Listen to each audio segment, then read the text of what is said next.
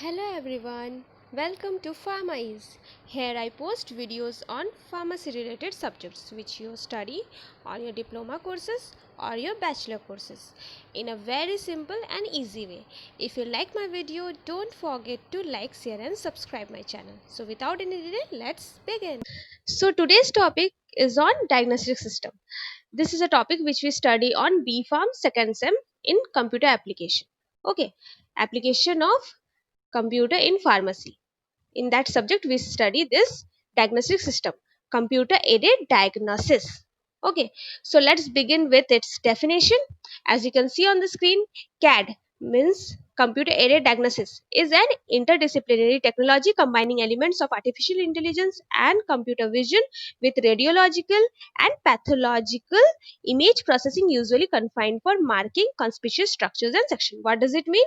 Let's explain in Hindi. Cat का मतलब क्या होता है? ये एक ऐसा टेक्नोलॉजी है जो artificial intelligence and computer system को मिक्स अप करके बनाया गया है, जिससे क्या हो सके जितना भी रेडियोलॉजिकल या पैथोलॉजिकल इमेजेस होते हैं, जो आपका एक्सरे या डिजीजेस का जो भी हम रिपोर्ट्स निकालते हैं, रेडियोलॉजिकल रिपोर्ट्स, ठीक है, उसका हम क्या कर सके, computer technology and artificial intelligence technology से हम उसमें जो भी डिजीज पार्ट है, मतलब हम क्या करते हैं, जब भी हम एक्सरे वगैरह करते हैं तो उसमें जो भी एबनॉर्मल पार्ट्स है उससे हम डायग्नोस करते हैं. जनरली क्या होता है, एक्सरे मशीन या डिफरेंट टाइप्स ऑफ जितना भी रहता है आपका मेमोग्राफी या जितना तरह का भी आप चीज करते हैं, वो सारे टेस्ट में जो रिपोर्ट्स निकल कर आता है आप डॉक्टर के पास लेकर जाते हैं और डॉक्टर्स उससे अपनी आंखों से देखते हैं, देखकर डिटेक्ट करते हैं कि कहाँ पर एबनॉर्मलिटीज हुआ है. जब बोन टूटता है या कुछ भी कॉमनली कुछ भी कैंसर होता है तो हम क्या करते हैं, हमारा रेडियोलॉजिकल इमेजेस या पैथोलॉजिकल इमेजेस निकालते हैं जिसे डॉक्टर्स देखकर डिटेक्ट करते हैं. तो यहाँ पे क्या होता है, यही सिस्टम डॉक्टर्स अपनी आंखों से नहीं देखकर यहाँ पे जो कैड सिस्टम है उसके द्वारा हम क्या करते हैं, कंप्यूटर एक स्कैनर रहेगा, कंप्यूटर स्कैनर में हम अपने रिपोर्ट्स को स्कैनिंग कर देंगे एंड कंप्यूटर में एक सॉफ्टवेयर रहेगा जो आर्टिफिशियल इंटेलिजेंस की मदद से उसे डिटेक्ट करेगा. आर्टिफिशियल इंटेलिजेंस आपके रोबोट्स में भी रहता है. रोबोट्स जैसे कि क्या करता है, अपने आप किसी भी चीज को डिटेक्ट कर लेता है, तो उसके पास एक तरह का ब्रेन होता है और वो ब्रेन देता कौन है, ह्यूमन देता है, एक सॉफ्टवेयर एक्चुअली वो रहता है. तो उसी तरह यहाँ पर भी कैड सिस्टम में भी कंप्यूटर में एक सॉफ्टवेयर रहता है, एक आर्टिफिशियल इंटेलिजेंस सॉफ्टवेयर जो अपने से डिटेक्ट कर सकता है किसी तरह का डिजीज एबनॉर्मलिटीज अगर उसे किसी भी रेडियोलॉजिकल इमेजेस में दिखे तो. Okay, so for example you can see in mammography, ठीक है, जैसे कि फॉर एग्जाम्पल आप ले लीजिए मैमोग्राफी में. तो मैमोग्राफी एक ऐसा टेस्ट है जो आपके ब्रेस्ट कैंसर पर हम इस्तेमाल करते हैं. जब ब्रेस्ट कैंसर होता है तो उसका टेस्टिंग को हम मैमोग्राफी कहते हैं. ओके, तो वहां पे क्या होता है, CAD highlights micro calcification clusters and hyperdense structures in the soft tissues. This allows the radiologist to draw conclusion about the condition of the pathology. What does it means? It means that mammography जो testing होता है, breast cancer का testing, इसमें क्या होता है, generally आपके breast cancer में होता क्या है, जो कैल्शियम आपको पता होगा, तो मेमोरी ग्लैंड्स वहां पे आपके मिल्क प्रोड्यूस करता है, मिल्क में कैल्शियम रहता है, तो कभी कभी किसी कारण से मेमोरी ग्लैंड में क्लस्टर्स यानी कि गांठ बन जाता है. ठीक है, तो ज्यादातर या तो कैल्शियम का गांठ बनता है या फिर टिश्यूज वहां पे एबनॉर्मली ग्रो कर जाता है. ओके, तो अगर जनरली क्या होता है ना, जब काफी सारा सॉफ्ट टिश्यूज का लेयर बन जाए, जिसे बोला जा रहा है हाइपर डेंस स्ट्रक्चर्स, ठीक है, अगर एक के ऊपर एक ऐसे स्ट्रक्चर्स बन जाए तो कभी कभी क्या होता है, उसके अंदर कहाँ पर गांठ है, ठीक है, मेमोरी ग्लैंड में आपके स्ट्रक्चर्स जो है ना काफी कॉम्प्लिकेटेड रहते हैं, तो वहां पे वो गांठ को डिटेक्ट कर पाना फ्रॉम ह्यूमन आइज पॉसिबल नहीं होता है, उतना क्लियरली पॉसिबल नहीं होता, तो डॉक्टर्स कभी कभार नहीं पता लगा पाते आपके स्टार्टिंग स्टेजेस में. ओके, उसी तरह माइक्रो कैल्सिफिकेशन मतलब होता है जब छोटे छोटे कैल्शियम्स का आपका क्लस्टर गार्ड बन जाता है, तो वो एकदम माइक्रो साइज के होने की वजह से भी कभी कभी ये डॉक्टर्स की नजर से चूक जाता है, बट कैड्स जो है इसे इजिली हाईलाइट कर देता है. ठीक है, तो कैड सिस्टम में हम जैसे स्कैन करेंगे तो डॉक्टर्स की जगह वो कैड सिस्टम आपका स्टडी करेगा, जितना भी आपका रिपोर्ट्स रहेगा, रेडियोलॉजिस्ट जो करता है उसके जगह वही काम आपका कैड करेगा. ठीक है, जिससे कि आपका पैथोलॉजिकल कंडीशन, आपका डिजीज कंडीशन इजीली डिटेक्ट हो जाएगा. Next we move to its introduction. Okay, so this was the definition, what is the definition, and उसके साथ मैंने एग्जांपल दिया. इंट्रोडक्शन पर चलते हैं, क्यों हम कैड सिस्टम पढ़ते हैं, क्या इंपॉर्टेंस है, etcetera. Okay, so CAD are the systems that assist doctors in the interpretation of medical images. CAD system process digital images for typical appearance and to highlight conspicuous section such as possible disease. Conspicuous का word, conspicuous word जो है मैंने starting में भी use किया. conspicuous word का मतलब होता है conspicuous यानी संदेहजनक. ओके, तो जहां कहीं संदेहजनक पार्ट दिखेगा मतलब एबनॉर्मेलिटीज, जहां लगे कि नहीं कुछ तो गड़बड़ है, कुछ तो नॉर्मल से हटकर है, ठीक है, उस सेक्शन को डिटेक्ट करना. सो ये कंप्यूटर एडेड डायग्नोसिस या कैट सिस्टम क्या करता है, ये जो डॉक्टर्स होते हैं उन्हें हेल्प करता है मेडिकल इमेजेस, ठीक है, जो डायग्नोसिस का रिपोर्ट्स होता है मेडिकल इमेजेस को इंटरप्रेट करने में, मतलब स्टडी करने में. कैसे, तो डॉक्टर्स अपने से नहीं करके डॉक्टर के पास कैट सिस्टम रहेगा, तो कैट सिस्टम के द्वारा डॉक्टर्स देख लेंगे, कंप्यूटर में ही हाईलाइट्स हो जाएगा सारा इमेजेस, तो डॉक्टर्स उसे स्टडी करके एंड देन वो डिजीज कंडीशन को वो पता लगा लेंगे. ओके, सो इसमें क्या होता है, आपका डिजिटल इमेजेस तैयार होता है एक्चुअली, ठीक है, जो आपका नॉर्मली जो भी रेडियोलॉजिकल एक्सरे या जो भी रिपोर्ट्स रहते हैं, ठीक है, वो सारा आपका क्या होता है डिजिटल में कन्वर्ट हो जाता है, ठीक है, कंप्यूटर सिस्टम में जाता है तो डिजिटल इमेजेस में कन्वर्ट हो जाता है और वो जो भी एबनॉर्मल पार्ट्स रहता है उसे हाईलाइट कर देता है. Okay, next, in medical imaging field CAD helps doctor to take decisions swiftly. Medical imaging deals with information in image that the medical practitioner and doctors has to evaluate and analyze abnormally in short time. The analysis is very crucial task because imaging is the modality to diagnose any disease at the earliest, but this process of acquiring images should not harm the human body. So पहले मैं ये चीज explain कर दूं आप लोगों को, next हम दूसरे पेज में मूव ऑन करेंगे, दूसरे स्लाइड में मूव ऑन करेंगे. सो आपका बताया जा रहा है कि मेडिकल इमेजिंग जो है, ठीक है, मैं एक्सप्लेन कर रही हूँ इसे हिंदी में, जो मेडिकल इमेजिंग का काम है वहां पे कैड जो है आपके डॉक्टर्स को काफी ज्यादा हेल्प करता है कि वो स्विफ्टली इजीली डिसीजन ले सके कि हाँ ये कितना ज्यादा सीरियस है आपका डिसीज, कैसा कंडीशन है और उस पर हम कैसे काम कर सकते हैं, डॉक्टर्स इजीली डिसीजन ले पाते हैं. ओके, तो मेडिकल इमेजिंग में आपका क्या रहता है, सारा इंफॉर्मेशन रहता है, ठीक है. मेडिकल इमेजेस हम क्यों निकालते हैं, ताकि उससे आपका डिजीज का सारा इंफॉर्मेशन मिल सके, कैसा कंडीशन है. ओके, तो ये आपका इंफॉर्मेशन देता है किसी भी डॉक्टर्स को, जिससे कि वो एबनॉर्मलिटीज को शॉर्ट टाइम में, ठीक है, हम कोशिश यही करते हैं कि एक्सरे वगैरह या किसी भी तरह का रेडियोलॉजिकल इमेजिंग या मेडिकल इमेजिंग करके हम जल्दी से जल्दी पता लगा सके कि कहाँ पर एबनॉर्मलिटीज है. तो कैट की वजह से क्या हो पाता है, ये जल्दी पता लग पाता है. एक डॉक्टर को जितना टाइम लगेगा उससे फास्टली ये आपका कैड इस काम को कर देगा. Okay, in a seconds. So analysis, ये जो एनालिसिस करना होता है, मतलब ये जो डिटेक्शन या स्टडी करते हैं हम मेडिकल इमेजेस को, ये काफी क्रूशियल है, काफी इंपॉर्टेंट टास्क है. ओके, इसी से आपका डिजीज जितना जल्दी हो सके, जितना अर्लीस्ट में हो सके वो पॉसिबली हम उसको उस इमेज को एक्वायर करके, इमेजेस को स्टडी करके जितना जल्दी हो सके हम डिजीज का कंडीशन जान पाते हैं.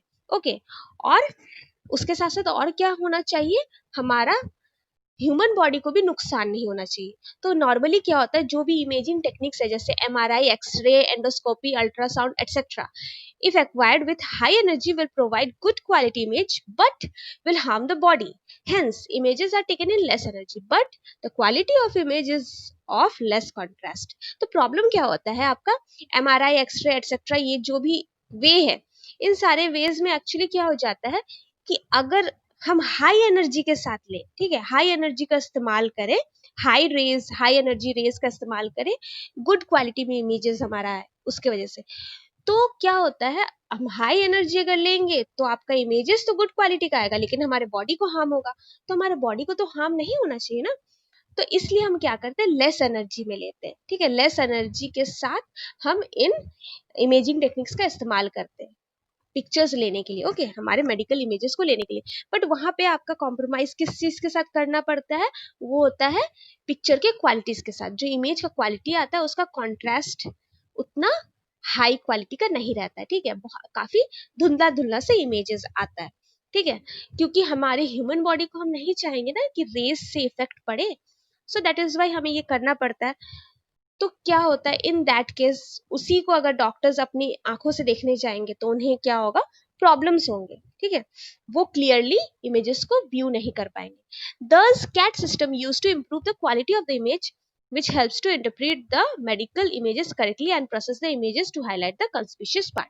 तो इसी केस में आपका कैड काफी ज्यादा यूजफुल होता है, क्योंकि ये उसी लो क्वालिटी लो एनर्जी वाले जो आपके मेडिकल इमेजेस होते हैं उसका क्वालिटी इंप्रूव करने में मदद करता है। मतलब आपका लो एनर्जी में ही आप इमेजेस को लोगे, इमेजेस को रिकॉर्ड करोगे, लेकिन उसका क्वालिटी कैड में आपका अपने आप इंप्रूव हो जाएगा। कैड सिस्टम लो एनर्जी से भी हाई क्वालिटी इमेजेस को क्रिएट कर सकता है। ओके, एंड साथ ही साथ ये खुद ब खुद इसके आर्टिफिशियल इंटेलिजेंस के मदद से खुद ही सारे कंस्पिशियस या डाउटफुल पार्ट्स जो है, ठीक है, एबनॉर्मल पार्ट्स को अपने आप हाईलाइट्स कर देगा, ठीक है। तो इजीली हम लो क्वालिटी के साथ, sorry I mean low energy के साथ हम इजीली किसी भी मेडिकल इमेजेस को इजीली स्टडी कर पाएंगे। जो डॉक्टर्स या मेडिकल प्रैक्टिशनर्स रहते हैं वो इजीली उसे स्टडी कर।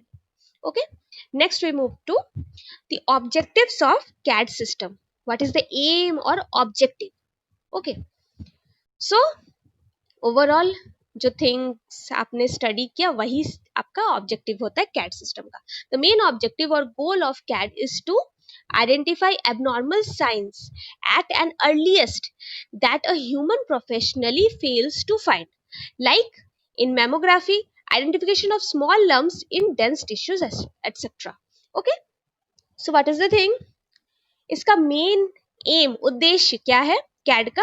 कि ये जितना जल्दी हो सके, ह्यूमन जो काम नहीं कर सकता है, जो प्रोफेशनल ह्यूमंस है, means doctor, radiologist etcetera, okay, वो सारा चीज आपका, मतलब वो लोग जो नहीं कर सकते वो CAD easily and earliest possible way में कर दे, ठीक है। आपका जो डॉक्टर या रेडियोलॉजिस्ट जो नहीं कर सकता है उतना जल्दी, उससे पहले कर दे और उससे बेहतर तरीके से कर दे। यही इसका मेन टारगेट, मेन एम या ऑब्जेक्टिव या गोल आप कह सकते हो, ठीक है। जैसे कि मेमोग्राफी फॉर एग्जांपल मैंने दिया, मेमोग्राफी में आपका क्या हो रहा था कि जो छोटे छोटे लंप्स थे, ठीक है, मेमोग्राफी में आपके जो छोटे छोटे लम्प्स भी है, ठीक है, डेंस टिश्यू के अंदर, घना टिश्यूज के अंदर अगर छोटा सा लम्प्स हो गया वो दिखेगा नहीं, बट यहाँ आपका जैसे कैड सिस्टम में हम डालेंगे वो उसे हाईलाइट कर देगा। Okay, next and the last thing is significance of CAD system. Significance means importance. What is the importance of CAD system? So, CAD system जो है आपका बेसिकली 2 पार्ट में डिवाइडेड रहता है, ठीक है। इसका फिर 2 पार्ट्स है। ओके, सो क्या है? पहला है CAD E, CAD X. So what is CAD E and what is CAD X? दोनों मिलकर ही आपका परफॉर्म करता है। पूरा कैड का जो परफॉर्मेंस होता है दोनों मिलकर ही काम करता है, बट दोनों का कुछ कुछ सब डिवाइडेड वर्क्स है। Okay, so CAD E is usually restricted to marking the visible parts or structures in image. Okay, whereas CAD X helps to evaluate the structures identified in CAD E. So क्या होता है basically, CAD E जो आपका है, ठीक है, उसका काम सिर्फ इतना होता है कि वो सिर्फ मार्क करता है। जो मेडिकल इमेजेस कंप्यूटर सिस्टम में जाता है स्कैन होकर, CAD E सिर्फ मार्क करने का काम करता है। जो भी विजिबल पार्ट्स है, ठीक है, जो भी विजिबल पार्ट्स उन्हें लगे, ठीक है, चाहे वो माइनर से लेकर के मेजर पार्ट्स तक जितने भी पार्ट्स है, सारे विजिबल पार्ट्स को वो मार्क कर देगा, जितना भी पार्ट्स आपका रहेगा। ओके, बेसिकली अब डॉक्टर्स उसमें से क्या करेंगे, जो डॉक्टर्स को सारा पार्ट्स अगर हाईलाइट होकर आएगा तो डॉक्टर्स को इजीली दिखेगा, ठीक है, कंप्यूटर सिस्टम में कि ये पार्ट जो है यहाँ पे कुछ एबनॉर्मलिटीज हमें दिख रहा है, ठीक है, तो डॉक्टर उसे जूम कर सकता है। तो जूम करके एक्सपैंड करने का काम, ठीक है, उसको स्टडी करने का काम CAD X के द्वारा किया जाता है। ओके, तो वही मैंने पढ़ा कि CAD X क्या करता है, उसे इवेल्यूट या स्टडी करने में मदद करता है। जो पार्ट्स CAD E से हम आइडेंटिफाई किए, CAD E क्या करेगा, जितना भी कंस्पिशियस, सारे पार्ट्स को तो नहीं, बेसिकली जो भी डाउटफुल पार्ट्स है, ठीक है, वहां से आपका किसी तरह का पार्ट्स मिस हो ही नहीं सकता, जो भी एबनॉर्मल रहेगा, बिकॉज ये कंप्यूटर सिस्टम है, आर्टिफिशियल इंटेलिजेंस है, तो वो सारे पार्ट्स को आपका इजीली डिटेक्ट कर लेगा, जो भी जरा सा भी अगर एबनॉर्मल रहा। तो ये क्या करेगा आपका CAD X अब आप डॉक्टर हो, ठीक है, या रेडियोलॉजिस्ट हो, आप क्या करोगे, जो भी एबनॉर्मल पार्ट स्कैड ही दिखाएगा, आपको लगेगा कि हाँ इस पार्ट को मुझे स्टडी करना है, पर्टिकुलर पार्ट को स्टडी करना है, तो आप उस पर क्लिक करोगे, जूम करोगे, एंड देन जैसे उस पर क्लिक या जूम करोगे वो पूरा आपका इवेल्यूशन करके दे देगा। मीन्स कैडेक्स के मदद से पूरा वो पार्ट इवेल्यूट हो जाएगा पर्टिकुलर, ठीक है, पर्टिकुलर वो पार्ट जो हम देखना चाहेंगे वो पूरा इवेल्यूट होकर आ जाएगा कि क्या क्या उसमें चेंजेस हुआ है, नॉर्मल से एबनॉर्मल क्यों दिखाया जा रहा है। तो उससे डॉक्टर को पता चल जाएगा कि ओके ठीक है, ये ध्यान देने वाली बात है कि यहाँ पर सच में कुछ एबनॉर्मल हुआ है एंड इसे क्योर करना जरूरी है, etcetera. Okay, so both CAD models are significantly important in identifying the abnormalities at an earliest. तो ये दोनों मिलकर एक्चुअली आपका क्या करता है, हेल्प करता है कि आपका जितना जल्दी हो सके किसी भी तरह का एबनॉर्मलिटीज जो है वो डिटेक्ट हो सके। Okay, so this is the thing. Thank you. Thanks for watching. I hope that you all found my video very useful and helpful. If you liked my video, don't forget to give your responses, as your response inspire me a lot to make more such videos. And don't forget to press the bell icon to get notification update whenever I upload my video. And yes, if you have any queries, doubts or any suggestions, feel free to comment below in the comment section. So thanks for watching. Bye bye.